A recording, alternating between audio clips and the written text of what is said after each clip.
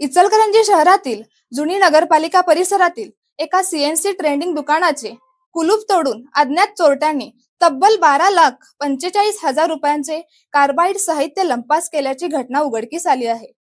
या प्रकरणी इचलकरंजी पोलीस ठाण्यात अज्ञात चोरट्यांविरुद्ध गुन्हा दाखल करण्यात आला आहे। याबाबत पोलिसांकडून मिळालेली माहितीनुसार संजय शिवाजी पाटील वय 40 राहणार कदममळा चंदूर तालुका हातकंगले हे सीएनसी ट्रेनिंगचा व्यवसाय करतात। जुनी नगरपालिका समोरील भाड्याच्या गाळ्यात त्यांचे दुकान आहे। 10 जूनच्या रात्री 9:30 ते 11 जूनच्या सकाळी 11 वाजण्याच्या दरम्यान अज्ञात चोरट्यांनी दुकानाचे कुलूप तोडून आत प्रवेश केला। त्यानंतर दुकानातील विविध प्रकारचे carbide rod, carbide scrap, TNMA, TNMG, DCMT, ENMU आदी महागडे कटिंग टूल्स व इन्स्टंट साहित्य चोरी केली।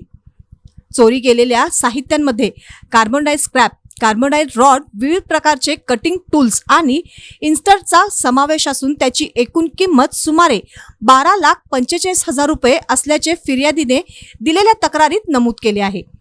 फिर्यादी संजय पाटील यांनी दिलेल्या तक्रारीवरून इचलकरंजी पोलीस ठाण्यात अज्ञात आरोपींविरुद्ध गुन्हा दाखल करण्यात आला आहे। या प्रकारचा पुढील तपास पोलीस हेड कॉन्स्टेबल कोळेकर करीत आहेत।